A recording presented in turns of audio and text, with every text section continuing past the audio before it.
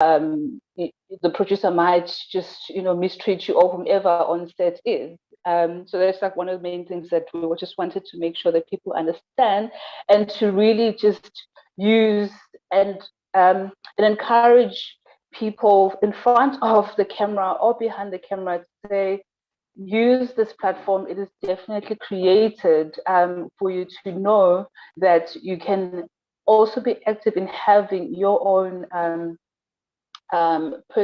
safe workspace. And Swift, about, I think it was probably about 4 years ago, if I'm not mistaken, we started a campaign again that says that's not okay, which we did a number of PSAs where, again, it's also an education. You can find them on the Swift YouTube page, where it educates people about what are the little nugget things that are kind of overlooked about what sexual harassment is on set, because sometimes there's that where it's like you almost don't understand the fine line between if it's a fist bump or is.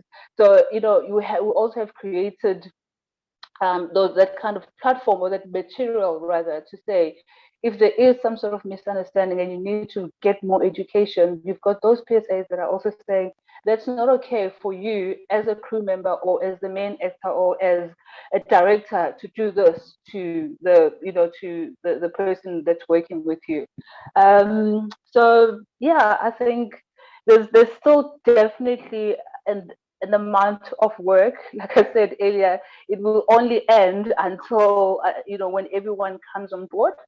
And it's not something that is about, it's beyond the 16 days of activism, but it's definitely platforms like this are great to just also help us to promote that and say to production companies, let's all create a safe environment, because we all have to take responsibility ourselves, to say, not one person should be left and to be made feel like they're not included where they need to be.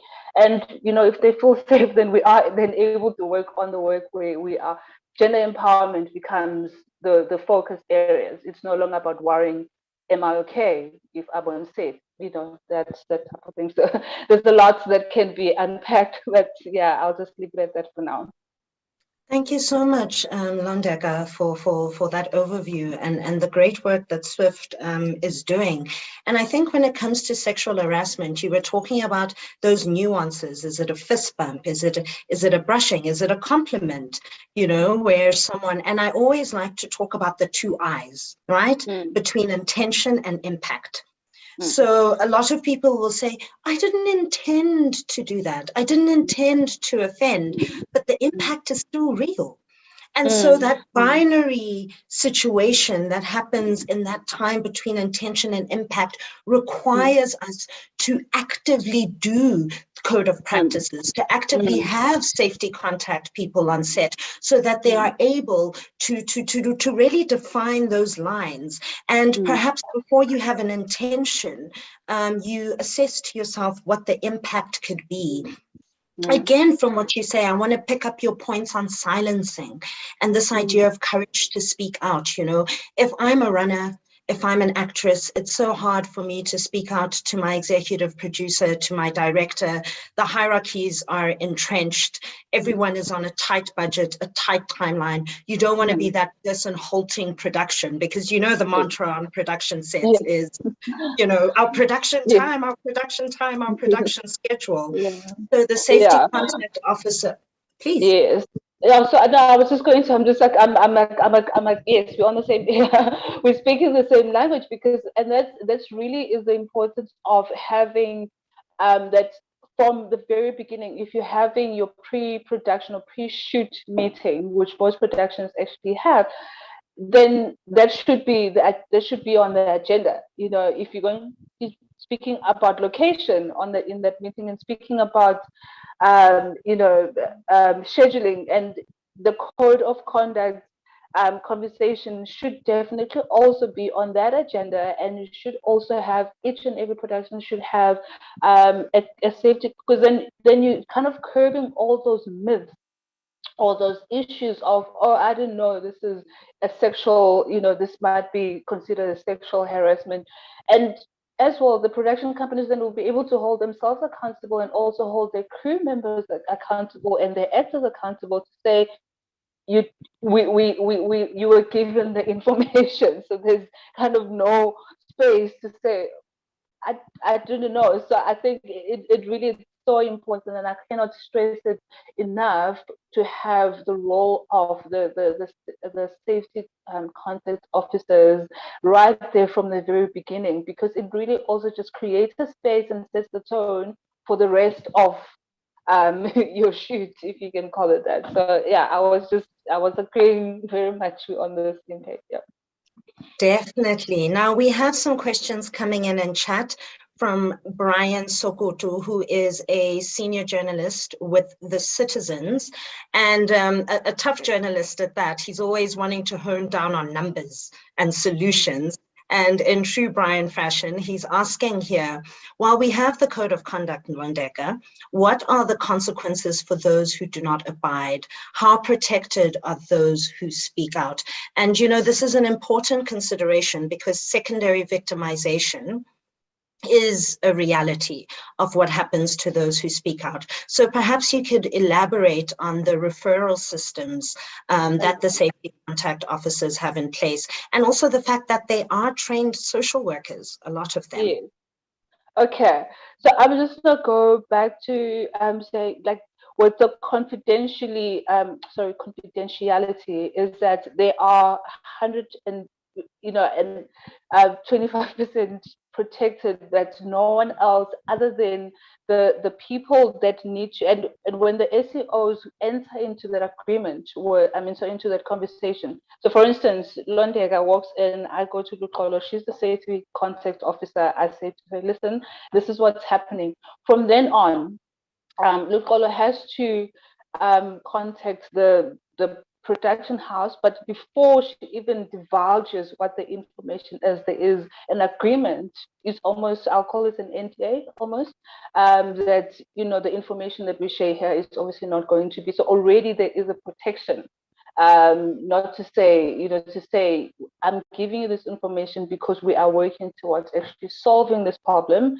And then they have to be held accountable, that if you then, you cannot release anything that we say between the two of us. So that's what I was saying, that with confidentiality with the SEOs, they are so well trained that they make sure that, how they approach and how they contact the person that, the production house, for instance, or the producer in this environment, and also just going back and also reporting back to the person that has reported, to keep them also updated. There is another legal body that that Swift is in conversations with, actually has been working with. They're called the Wise Collective, and they have entered into an agreement on the legal aspect. Is that from a legal point of view as well, post the production, we all know production ends and we all kind of go our separate ways. So what happens then as well, when you have to go to court, to actually face, to go through the whole process of the court proceedings, they counsel you through that process as well. So just the whole process from reporting yourself, we make sure that it is definitely confidential, but also very useful for the person that's come forward, where you don't feel victimized, more than you should be. If there's, you don't feel victimized. You feel protected. That by going to the safety contact officer, your matter is going to be handled with respect and with confidentiality. We have a next question here. Also, Lukolo, if I may, sorry, just to add to what Londeka is saying. Of course. And I think, and it's a great question that was asked, because I think people want to know specifically what gets done, right? So what is the merit in these words on a piece of paper that's a code of conduct? And I think we what once might have started or been perceived, right, as just a piece of paper, is something that we're seeing more often than not is actually being very useful for production companies and coming in handy, because especially with the onset of social media, it just takes one person to say something and then, good gosh, people are cancelled, right? Because of allegations, and broadcasters, production houses, brand partners, sponsors that invest in these productions, they take this stuff seriously. No one can be caught slipping anymore. We don't live in that world, right, where you can afford to ignore it. So a code of conduct is so important because there's some type of documentation that refers them back to, okay, so this is why we are going with these punitive measures for this person who allegedly did this on our set, because as per this that governs our industry, these are the processes, right? So it removes it from being something that's personal and that's whatever, and it really becomes something that has actionable recourse. And we live in any industry that falls under the creative industry, we all suffer from the same thing of, when there aren't the type of structures that formalize it, then what happens? So a code of conduct has shifted away from just being some piece of paper that sits somewhere where people listen and some people don't listen, right? Even skill sets like social worker skill sets, there's never been a time when that's been more important, because women are finding themselves to be, even though respondents are not respondents, but even though women in the industry are, or those affected by GBV are afraid to speak up, right? And that's some of the information that was elicited from the research. Even though some of them are not as keen to speak, as you highlighted before, there is definitely a different tune, right? There's definitely a different time that we're in, a different energy around it, where there is a lot more support that women will feel. Even if it is just, we can't underhand and underestimate the power of social media, because even if it is just there, we've seen a huge shift in the response and the support that women who are not necessarily celebrities, but just are ordinary women who are not necessarily, they could be in productions, but they haven't reached the fame mark, right? But their voices and their experiences still matter. And it doesn't have to be a case where you have to be a big name for you to get that type of support. So the structure of it and the formulation of the code of conduct and the use of it is becoming more and more important for the decision makers. And I think that's the most important thing, because they don't look at it as a piece of paper anymore. They look at it as something that they have to, it's in their best interest to take seriously. It's in their best interest to have the safety officer on set. It's in their best interest to walk the line with their team, so that everyone is aware that if you do this, this is what it means. These are the implications, right? And we're seeing characters getting killed off abruptly because business is business, right? Thank you. Yeah, just wanted to add that. Thank you. Thank you for that wonderful addition, Onke. And I just want to emphasize again, I like extracting things from what you've said, solidarity and support. The tide is changing and we have solidarity and support. And through social media, through legal means, through what we have, we are starting to create a social cost to perpetrators. A social cost is starting to emerge. I would love to open the floor. Ishmael, if you can make it so that our participants can unmute, because my chat is buzzing. There's a lot going on and I want to bring in those voices. I'm going to start with you, Quentin, from the IPO, who is the co-chair. It's nice to have a male voice. And you're asking a very critical question here, where you're saying, how do we involve more males in the conversation? And men need to be part of the process. So, Quentin, I'm just going to let you unmute, chat to us about what your thinking was. And also as the co-chair of IPO, I'm saying, there's an open membership to Swift. It's not for women only. Yeah, no, thank you very much, and thank you for this opportunity. I think this is such an important conversation, both as a man, as a former political activist, and also as a community-based worker working in areas of incredible violence on the Cape Flats, where 99% of all violent crime is perpetrated by men against other men. And violence against women and children is seen as kind of like periphery to that. And so a lot of my community work is around how do I nurture consciousness in young men that says it's okay to be kind and loving and gentle, and that your relationship with a woman is informed by an understanding that's not being perpetrated by this incredible negative stereotyping of women in mainstream media and particularly popular culture. And that's an ongoing challenge for me in my work at that level. But at an industry level, I think it's even more critical because, you know, gender-based violence and harassment has got such subtle elements that have been internalized by men. And really, when I was at the launch of the Gender-Based Violence Fund that the president launched in Parliament about 2 years ago, there's R1 billion sitting there.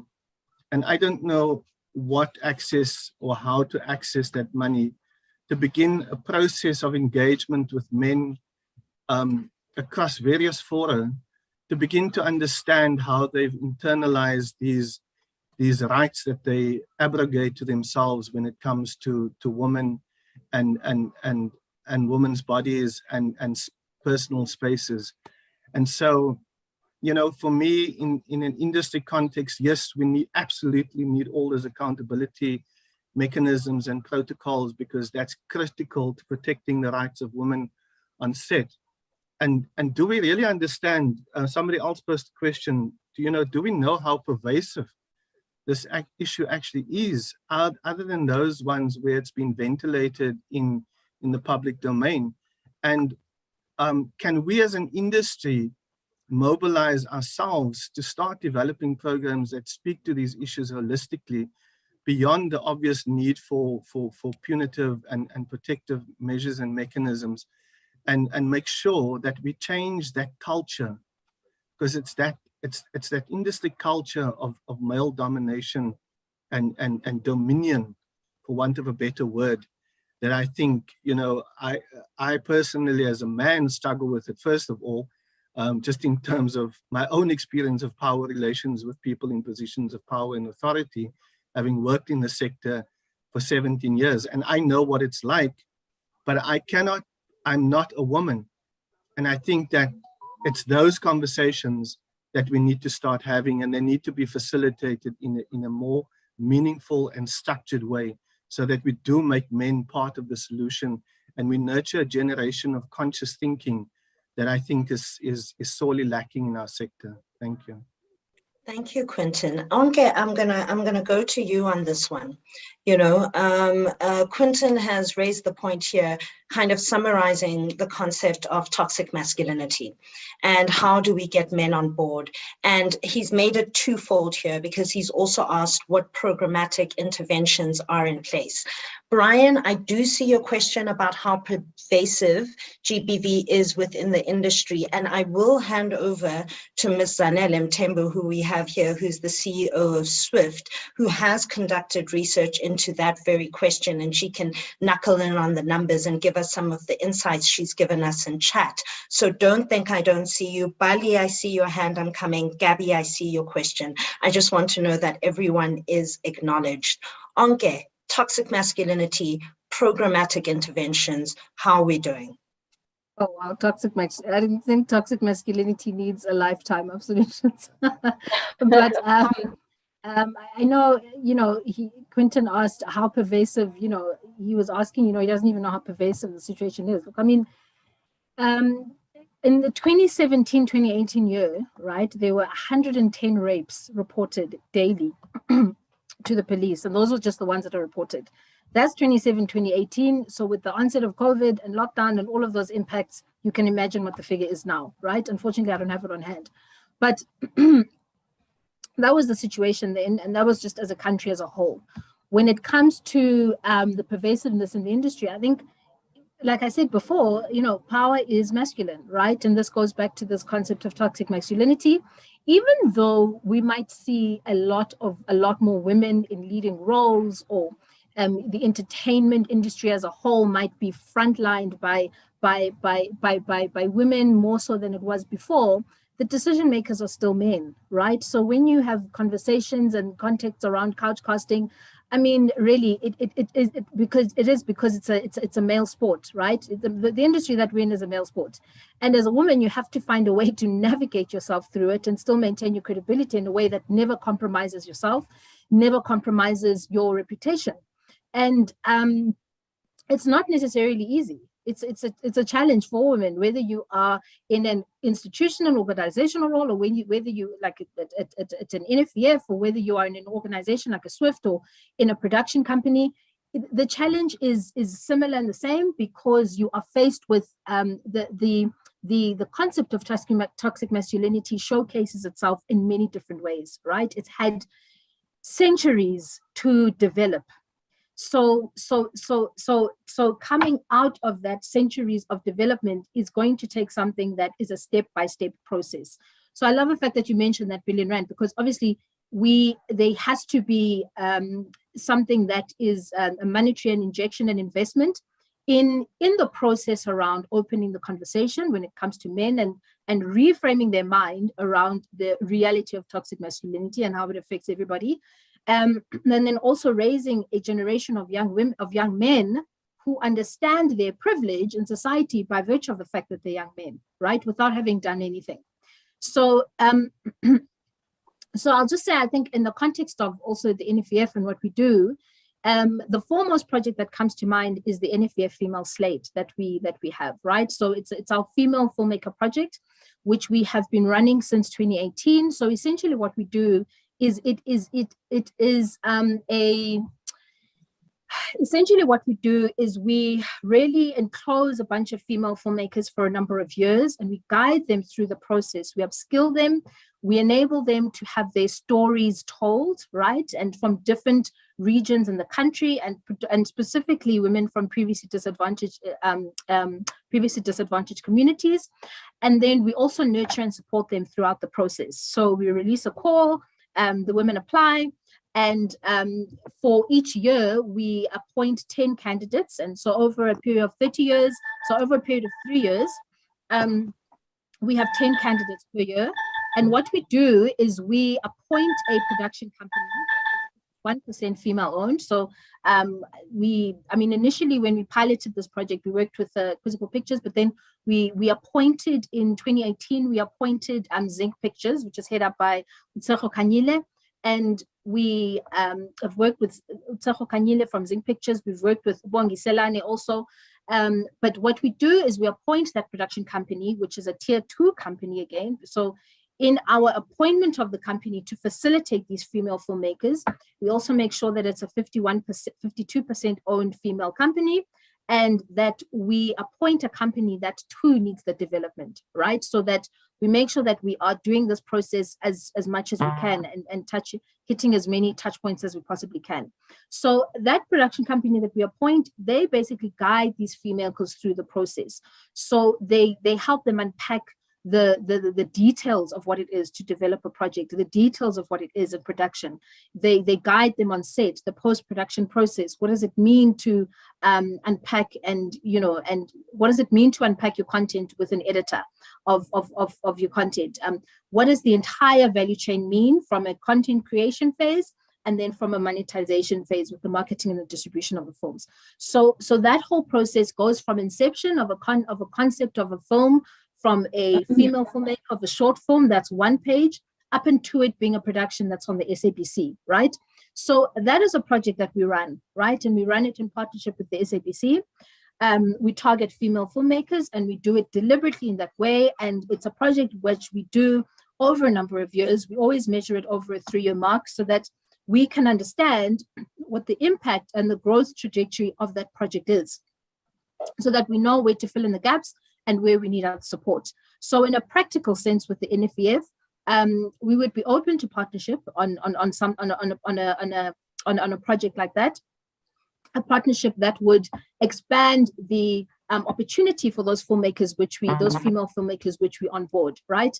An opportunity that would really just make the experience even richer than what it is. I remember we did, during the month of August, we hosted an online panel with the recipients for this year, and they spoke about how like eye-wide opening it was for them, because of the many things female filmmakers suffer from in this whole context of toxic masculinity and the erasure and all of that is that in the industry, there is a language toolkit that comes with it, right? So there's certain things and nuances that you do not necessarily, if you haven't had the exposure, that you do not know how to position yourself, how to craft your, basically how to conduct yourself in the process of filmmaking and film production. And that affects, and that makes you more susceptible, right, to the toxic masculinity, because you kind of just listen to anything as long as you kind of feel that it leads you along the process. So one of the key things they said, one of the feedback is that process really helped them. It empowered them with the type of skill set that would help them conduct themselves in a way that would make them less vulnerable to these types of things that we're talking about today. So, I mean, in a practical sense, you're welcome to partner with us on that. And we can discuss many things after this, but I mean, and I prefer that type of a partnership because it's something I know we're already doing, and we have a long-term trajectory plan and vision with regards to that. Thank you, Anke. So Quentin, you have a challenge there in terms of IPO partnering with the NFBF on what they've done with upskilling and uptraining young women filmmakers. Londeka, I'm going to give you a short time to come in, and I'm going to ask my panelists, can we please keep it short, because we don't want it to be us presenting. We have a lot going on in chat, and we really want to get to them. So I'm really going to ask you to keep answers quite concise. Londeka, please. Yeah, definitely. I think that's just one of the things that we sometimes completely overlook is that we also need to just I mean, Quentin was asking, what should men do? And we always talk about, it's a male-dominated industry. Let's ask them to also be proactive. When you get your your contract, insist that you have the code of conduct. And insist also to say, is there going to be a safety contact officer before we go in? So it's not so much about we're looking at, right now the pledge has been signed, the SWIFT pledge has been signed by the SABC and the NFBF and GF. FC, but individually and personally, be proactive. What can you do to make sure that you're also part of the work and the change that you want to see in your own state's environment? So that's just I wanted to just also push forward, is that individually and men, because you are the ones that are larger in numbers in those spaces, and you are more powerful in those spaces, then be that change. Do what you would like to see. Fantastic. And that is a challenge to all men who are working here in the industry. We have Quentin, we have Brian sitting in a newsroom. So men, the onus is also on you. I'd like to hand over to Ms. Zanele Mthembu here, who is the SWIFT chairperson of the board. So Zanele, I would like you to speak to what you wrote in the chat, and perhaps also address the question around how rife GBV is, because I do know that there was some research done by SWIFT into how women feel safe or unsafe, and that could perhaps give us a barometer of what we're doing besides our anecdotal evidence, but a little bit of numbers going on there. Thank you, Zanele. Over to you. Okay, thank you, Lupolo. Good afternoon, everyone. I actually went back and pulled the results of the survey that was done by SWIFT in 20. I'm losing track of my years now. 2017. Sorry, on just the pervasiveness of sexual harassment in the workplace, and a total of 81 women were polled at the time, and 23% indicated that they have been unwillingly touched while working in the industry. 65% signified that they had witnessed sexual harassment by a perpetrator in a higher position, plus 30% in an equal position and 5% in a lower position. Of the 54.8% of the respondents who intervened to stop the harassment, 27% say that they risked their jobs to do so. And 41% of the respondents felt they had experienced discrimination based on their body image related to their size or look, quote unquote, And the remaining 55% indicated that they had felt discriminated against based on factors such as sexual orientation, religion, family, life, and income bracket. So with nearly 70% of our respondents, they claimed that they have felt very unsafe on sets. So that the number is about 75% of those that were just not feeling safe on sets because of the prevalence of sexual harassment and incidents that have gone unreported or at least not addressed in terms of sexual harassment. So those are the numbers, and we can share the results of the survey that was done in 2017 and by Swift. Sorry, Thank you so much. Part of your question, Lupolo. Definitely, Susanele, you've given us a very comprehensive answer, but I did also want to give you an opportunity to speak about the kind of legal recourse that you had put in the chat, because I think it's really important for people to understand that sexual harassment is not just something that is unfortunate, but there is in fact legal ramifications for these kinds of things and the kind of referral systems that the safety contact officers have in place.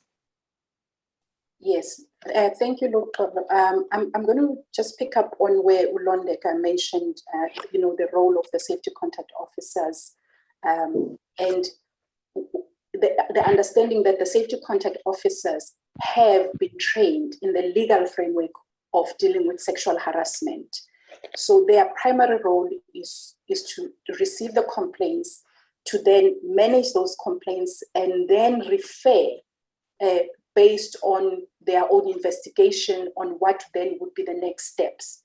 The legal referral is very important. We've partnered with an organization called Tokiso, who are an alternate dispute resolution company, because they will assist then the producers to be able to deal with cases of sexual harassment in the workplace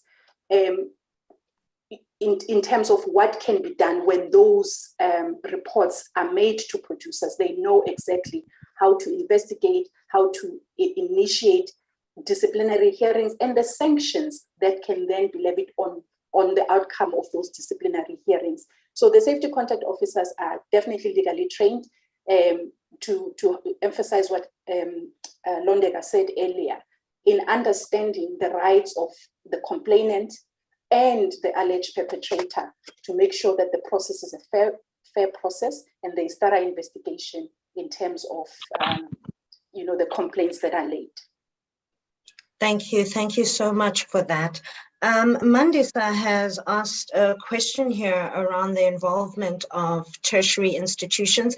I'm just going to read out a series, and if my panelists could just jot them down, and then we'll be able to then have an opportunity to answer them. Tertiary institutions. One thing I will tell you, Mandisa, is that in partnership with the NFVF's training department, as GIZ and UN Women, we rolled out gender sensitivity trainings.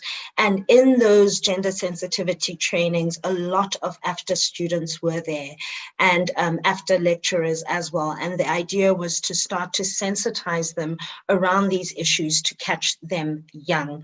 Gabby, I'm going to say that your question here was answered around how rife it is. I wouldn't want to overdo that. Bali, I'm going to give you an opportunity to speak to this. Bali is currently doing her honors around some of the representations of women, the representations of GBV. So I'm just going to give you an opportunity to give some of your insights. And then there are a lot of questions coming in for you, Londeka. So just stay ready. Those will come soon. Bali, over to you. Thank you so much, Cody. I think it's been quite interesting to listen to people speaking in the industry. And I mean, of course, my research is very small and it's specific to print media and specific to 1 year.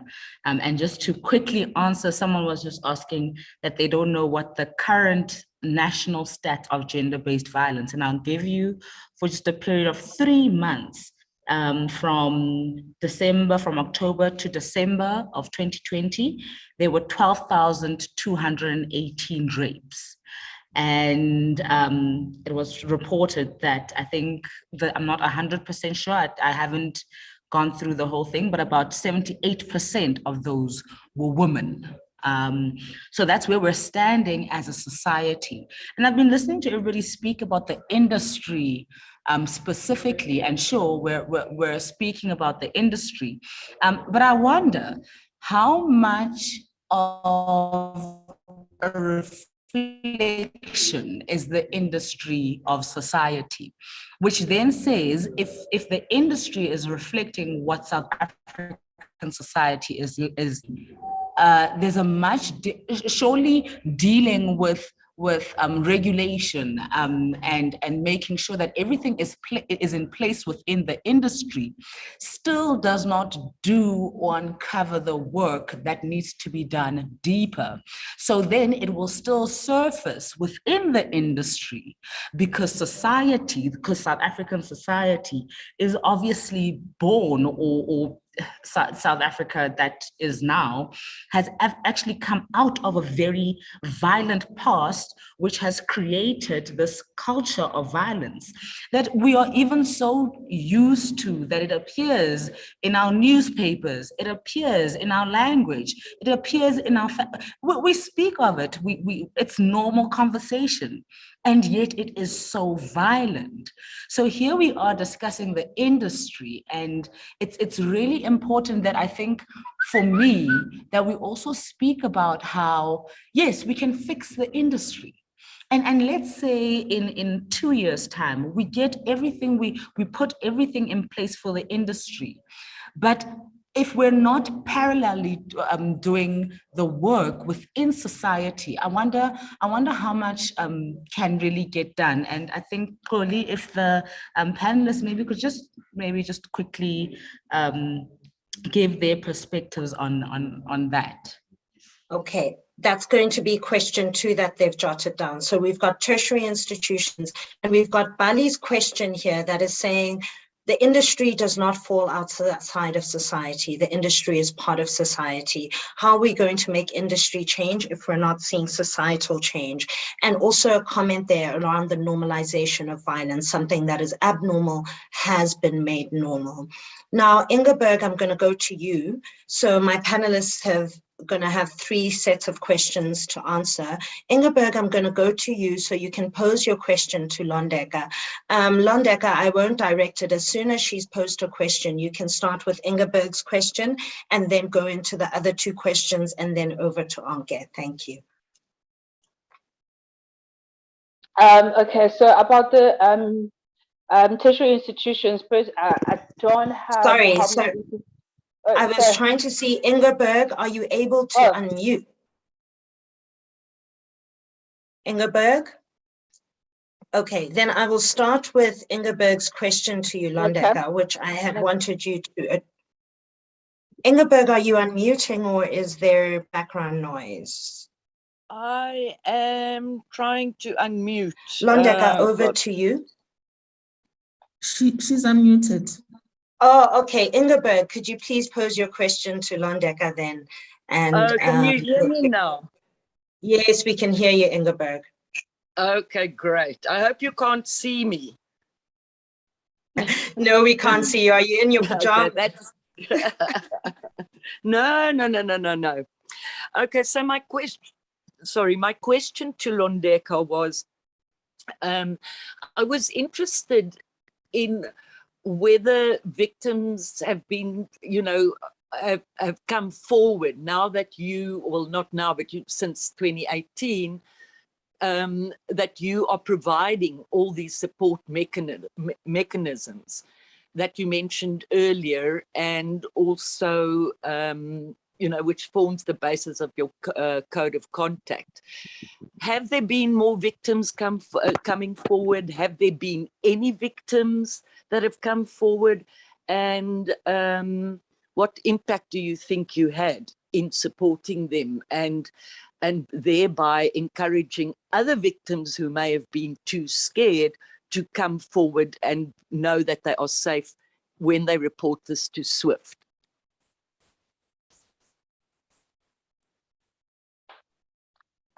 Okay, Lucola, should I jump in now? Oh, Yes, please do jump in. Mhm. Okay. Because this one is for Swift, so Yes. please do jump in. And Okay. then Londeka, you can also touch on tertiary institutions as well as the film industry not being far removed from society. Okay, cool. So, Ingeborg, just in terms of, I don't, unfortunately, don't have any stats with me handy, but I would say is there has been victims that have come forward and they have been assisted, and because of that, we've had, and there was in fact, the one of the reasons why it actually even started with the SCOs is that because of the conversation that, you know, there is no way of assisting people that want to report, and then SEO came by, and then we started getting so many people that are also crew members and artists that came forward to say, you know, I have this kind of problem, I need to report, and their problem has been solved. Unfortunately, because of the confidentiality, we cannot share who and what it is, but there's quite a lot. You'll be I don't want to say surprised, but it's insane how many people actually come forward to report to say, you know, this is the issue that I'm having. I remember just I'm swifting to from this question to the tertiary institution, because they do actually link together. Is we had Swift had an industry readiness program that we did at the beginning of this year, where we are training, you know, tertiary graduates to move from, you know, you've been educated about the theory side of film and TV. Now, what is the practical? You know, what do you need to do? Putting your CV together, understanding the industry. And one of the main things that we needed to make sure is that we educate about the sexual harassment and also about the roles of the SCO. So they also know, walking out of the tertiary industry into the workspace in this industry, they are equipped with this information. They are trained for themselves to also understand, because it becomes, that's where they also kind of become victims, walking in not understanding you know, what they can do. So it's helping them to transition from being you know, just a graduate, to also understanding when it comes to say what are the things that you look out for, what do you need to do. So there is that program that Swift did this year. We had it for 3 months across the three provinces: Western Cape, Durban and Gauteng, and we're definitely looking to actually do more of those, and to probably reach out to institutions themselves on the ground level to say, you know, this is what at the end of the graduation year, they have to walk out having had this kind of training. Thank you so much, Londeka. Anke, I'm going to turn to you here to speak. I know the National Film and Video Foundation has a lot of programs that target tertiary students, graduate problems, scholarship programs. So maybe you can answer to that question, as well as also tackling Bali's insight that perhaps there is a normalization of violence here, and how can the industry work in isolation? Londeka, I'll come back to you on that one. How can the industry work in isolation to societal framework that it's working under? Thank you so much. I think I'll start with Bali's question, right? Because what she's raising, sorry for my voice, but what she's raising is very important. And because, I mean, for us to branch a proper way forward, we really need to understand the depth of the situation that we're in now, right? And it's a great insight to, or question to ask if the industry reflects society.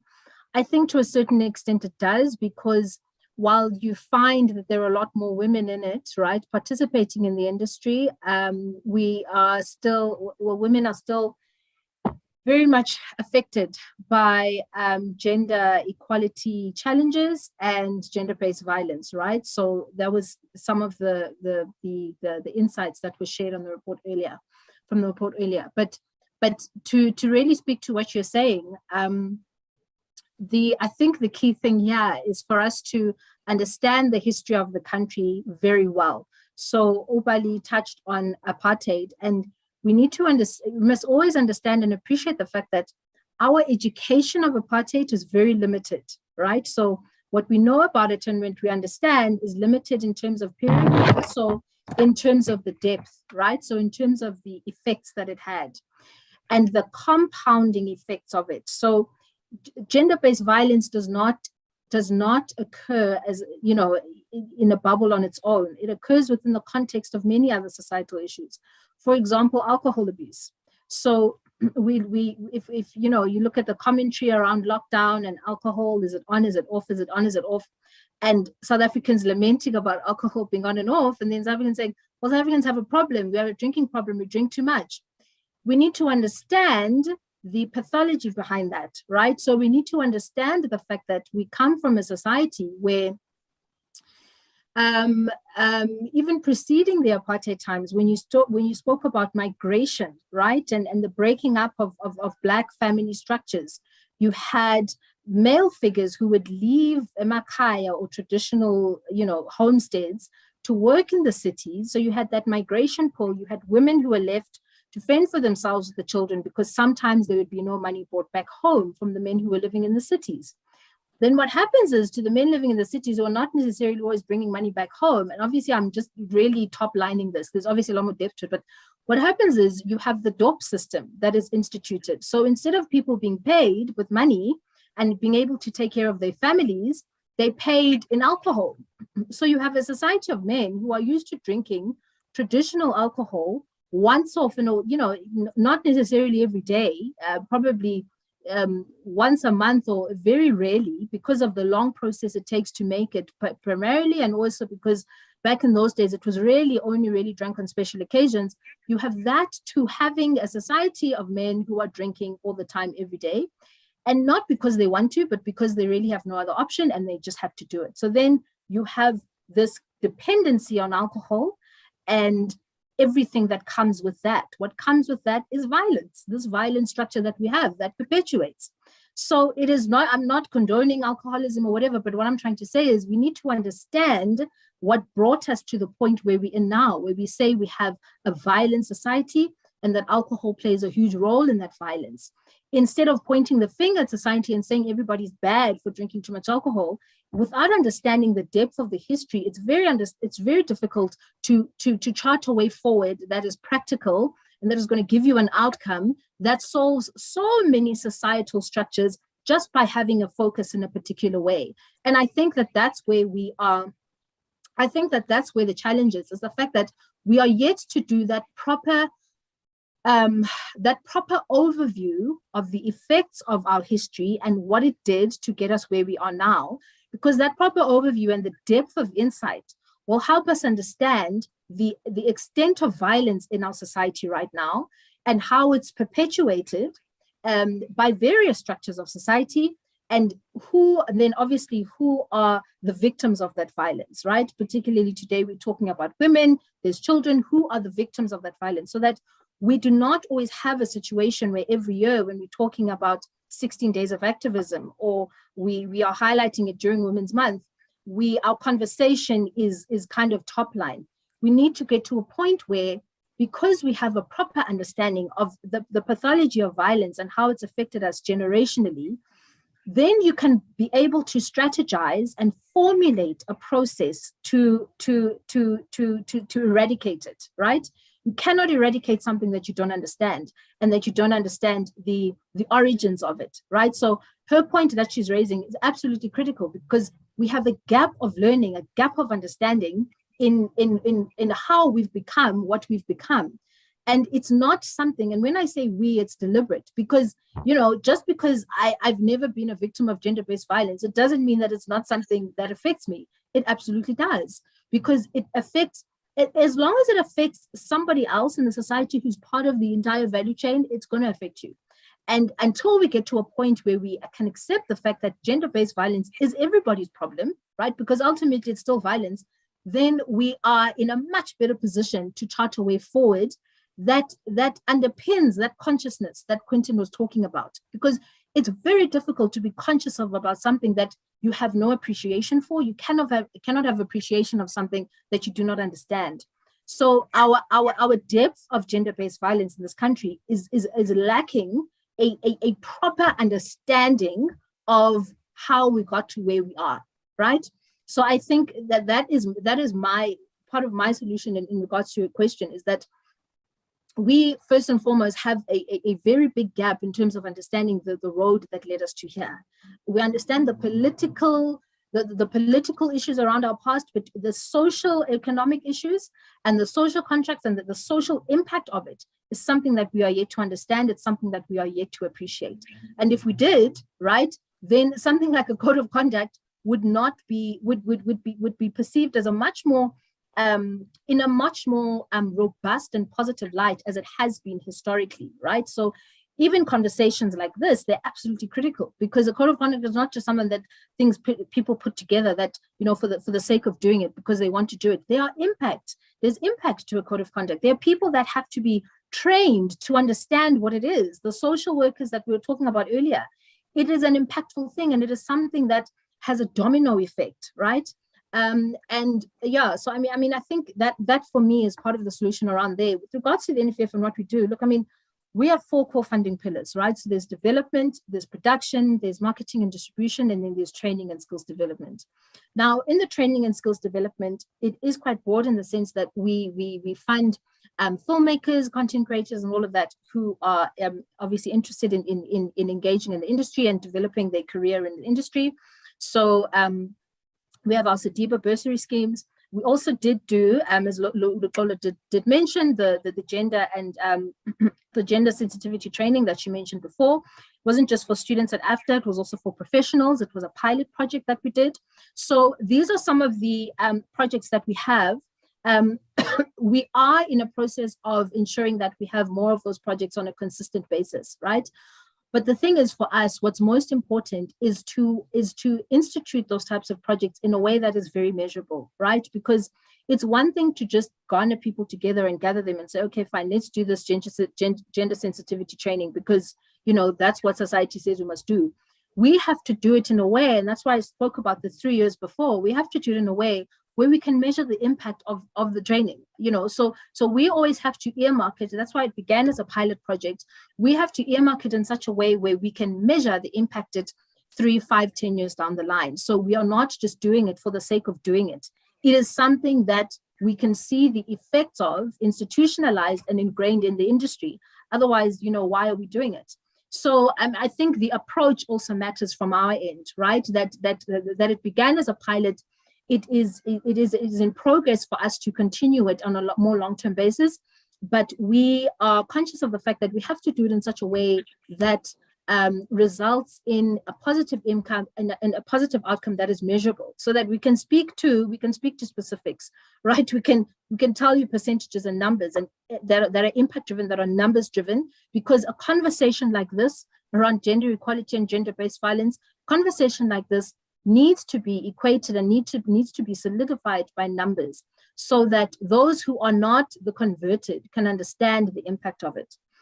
Ultimately, in any conversation that we have with regards to the topics we're talking about today, if we do not understand the impact of the participation of women in the economy, right? If that is not the level at which we are having these types of conversations, we might always find ourselves in the same position where we are discussing the same things. And the beauty about this conversation today is that we've focused it quite intently, right? We're not looking at it broadly.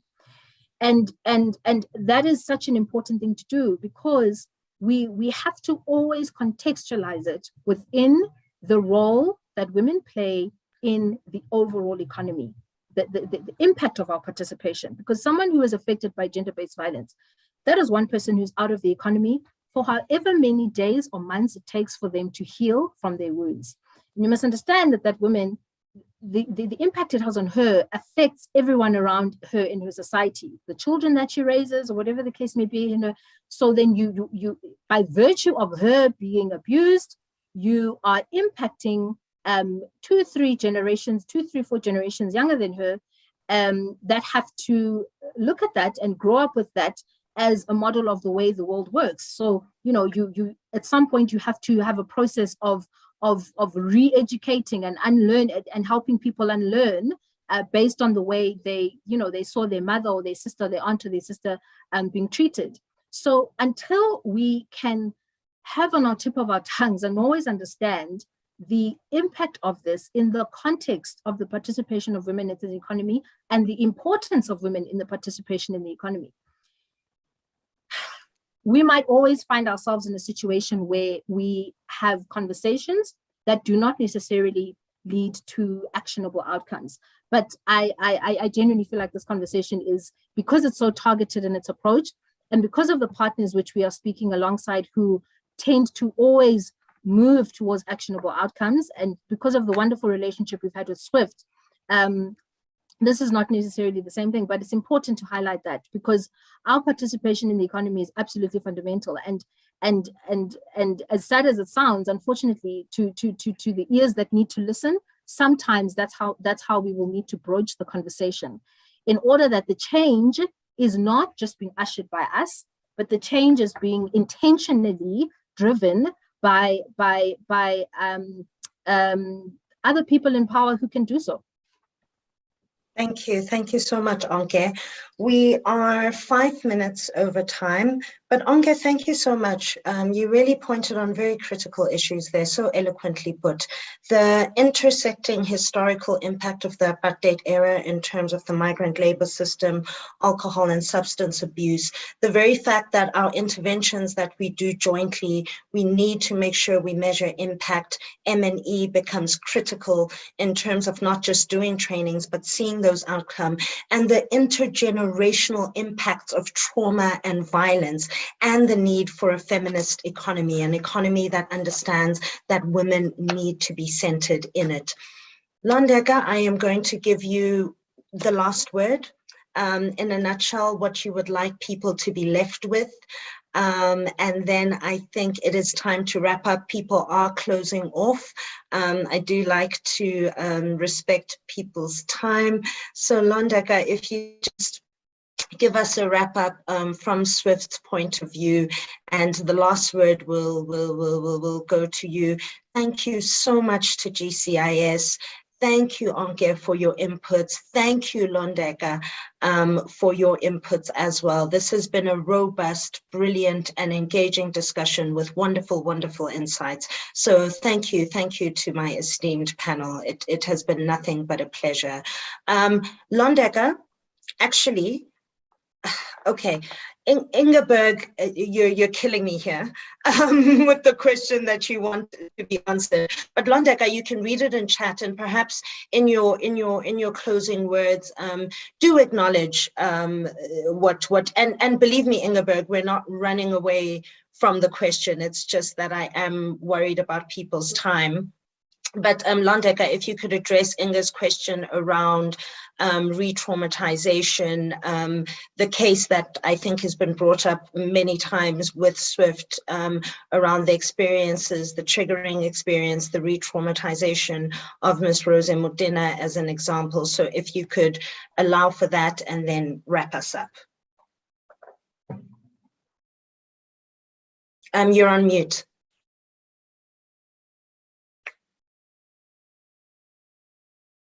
Hi, thank you, There you Lutolo. go. We can hear you yes, now.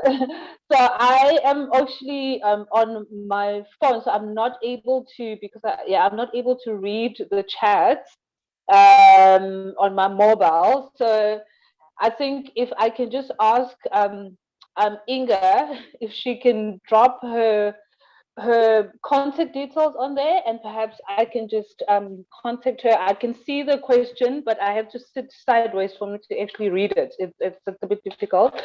But one, just as a closing, note from this side, I think one of the many things we can have we can talk about it, and we can, you know, say there's a training for this and there's a training for there's a training. But what we also just need to also keep ourselves personally accountable to make sure that we have and create a safe environment. You know, it affects sexual harassment, you know, in different industries, in the film industry, you know, gender-based violence. It affects everybody. Like Onke was saying earlier on, is that perhaps it has not happened to you personally directly, but it also affects someone that is sitting right next to you. So with things like, you know, we do have those tools like the code of conduct, and I was saying earlier on, is being proactive, is insist that when you walk into their production, excuse me, it is part of your contract, you know,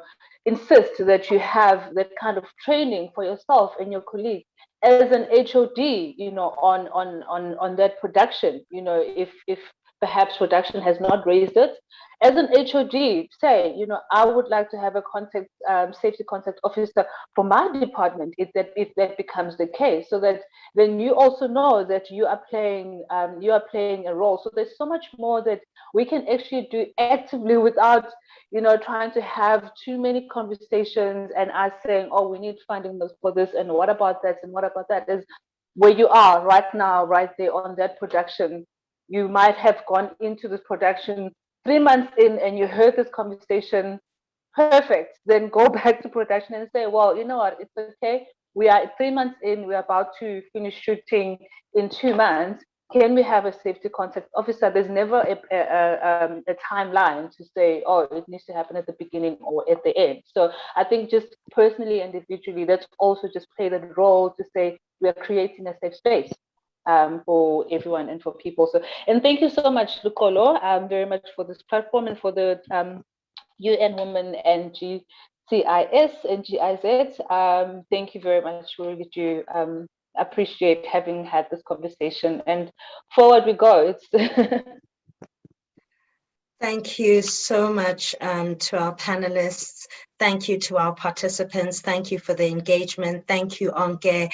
Thank you so much to Sispheliswa from GCIS, who conceptualized and put together this wonderful session. A great day further to everyone. And if perhaps the panelists and the GCIS team could stay on, that would be fantastic. But thank you to the participants. Thank you. Thank you so much. Thank you.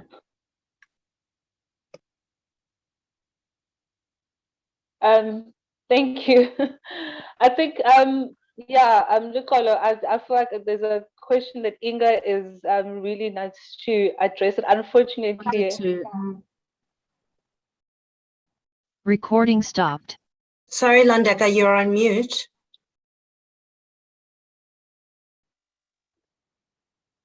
Yes. Oh, yes. No, I was, yeah, unfortunately, I'm not able to speak on behalf of, I think Swift either is not able to speak on behalf of the case of Carlo Matabane. I just wanted to publicly be able to say that to Inga, not that we're running away to answer the question, and I cannot divulge any information that I don't have access to. So, you know, we can connect separately and we can address this, but yeah, we're not silencing, because us speaking about gender-based violence, I don't want us to walk away with that notion as well, that Swift is silencing and we are re-victimizing. It's not the case. I would not want to put anyone in a position where I say something that is not in my realm.